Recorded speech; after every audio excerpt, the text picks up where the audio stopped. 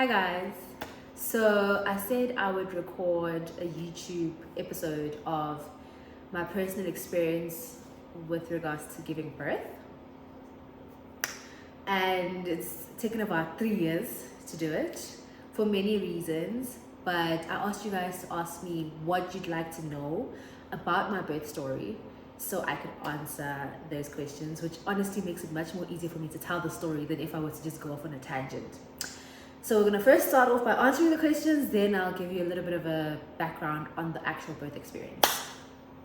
Let's go. How did you handle the birth pains? I didn't.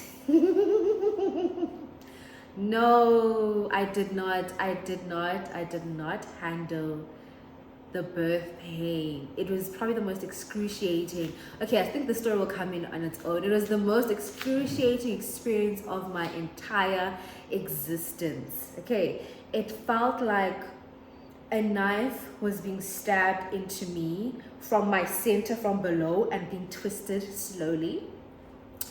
So just to give a bit of background, my labor was induced at like 4 p.m.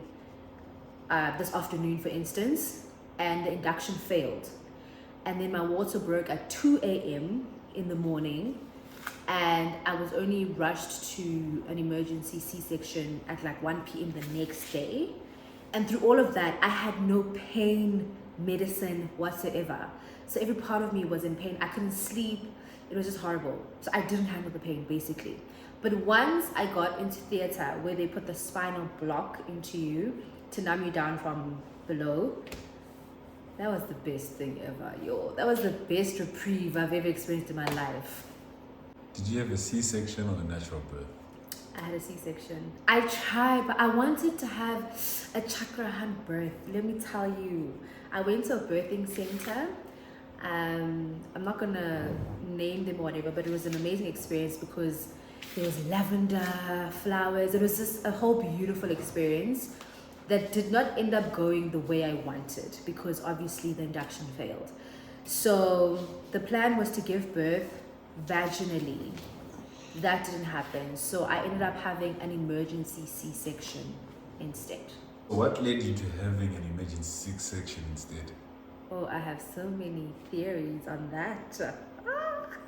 I think there was just too much cortisol in my body.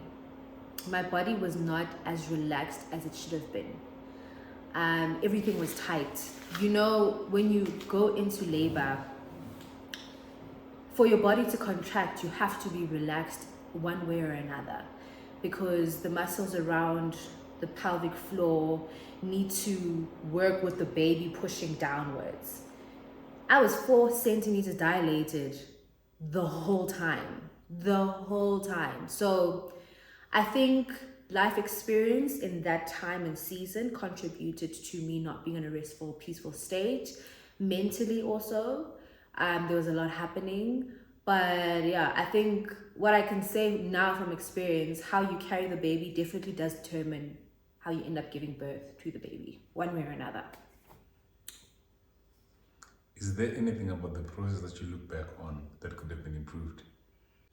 There's a lot, 110%, so many things. So I think the biggest thing I'll start off by saying is that I definitely had a baby because I wanted to have a baby with every ounce of my being.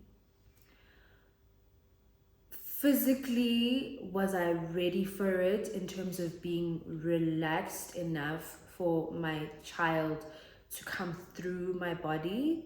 No. I would have definitely changed that. And you know what, to be quite honest, I did everything. I did the walks.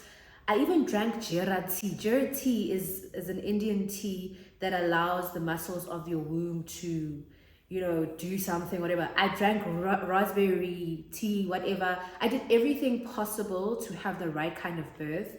But the one thing that I think was actually the highlight of everything is the circumstances that surrounded my life at that time, which contributed a lot to not being able to give birth the way I wanted.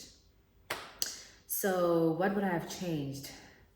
I want to say what I would have changed, but also I would not have known what I know now if none of that happened.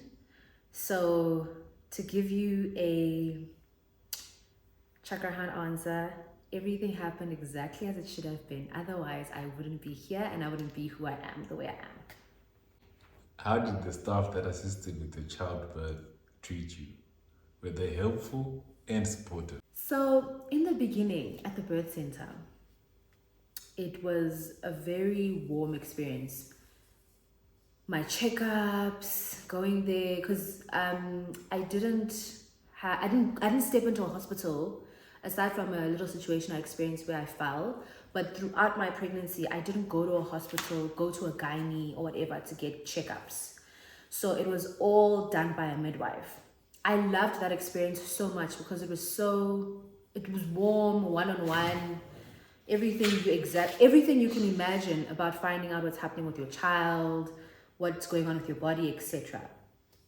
Now, when it comes to the actual C-section, and you need to understand, which is what I ended up understanding, it was an emergency. So there was no time for niceties. They were literally trying to save my life and save my daughter's life. So they had to act. They had to literally tear clothes and rip through things and push me. And one of the nurses was like, stop screaming. Literally, they were like, stop screaming, it's not that bad. But she didn't know what led up to me being there on that table at that time. She didn't realize or understand that I'd already been going through this whole process for almost like 30 something hours. So I did not have the best experience at the hospital, but mentally I also understand why. There was a breakdown of communication of how it was done. I had a good experience at the birthing center because obviously that's what they promised to give you and that's what they gave me. It's just my body and I were not on the same level. How did you find out? About what? That's the question. How did you find out? It's your people. I don't know what they're asking. They're just saying, how did you find out? How did I find out? I think, how did you find out that you're pregnant? It's like a pregnancy test. You pee on a stick. What caused that? What drove you to go and take a pee test? Baby, no, stop it. Baby, no. It's a question. Let me see. No. How did I find out? I don't think they ask it again. No, they're not asking me how did I find out I'm pregnant. Maybe how I decided. How did I find out that I have to do an emergency C-section? So you skip that one. Skip that one. So how was the overall experience? That's the worst experience of my life. Yeah, it was the worst. I don't think in all my years of living I've experienced anything like that because you literally, like, there was a point where the midwife was like, you need to go to the hospital ASAP, otherwise you or the baby's gonna die. And that experience alone, to explain it to the outside world, it's unexplainable. It's literally like tethering on the brink of life and death. Like, I remember at a point I was in the water and now the water was no longer as warm and fresh because it was now like 12 midday. And once I was left alone in the room by myself, I tried to squeeze with everything. The baby was just not coming out. All I could remember praying was, God, just let me live. Let the baby live. So it was by far the worst experience of my life, but it was also one of the experiences that showed me who I am, how strong I am, and what I can face. Because I think after that, and I think anyone around me can attest, nobody could tell me anything. Like there was nothing I could be told in terms of anything because I almost died, bruh. And due to that fact, I have the right to say, I don't want one, I don't want two, this is what I want, this is how I want to live my life.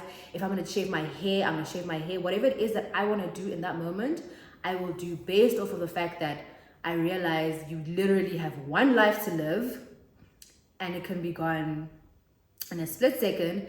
And I think also what I learned from that moment is that God is real above all else. Like, that was the most insane experience of my life. But it showed me how strong I am. It showed me who God is. And it showed me what I will and will not accept from anybody outside of this body. I'm glad it wasn't that many questions because I don't know what else I would have said. But I think I can add, I think I said it once in my stories, the 2 times in your life as a woman that you should have a child, because neither one is easy. One, when you know in your heart of hearts, this is what you want to do and you're going to do it alone and you're willing to do it alone because that's probably the outcome.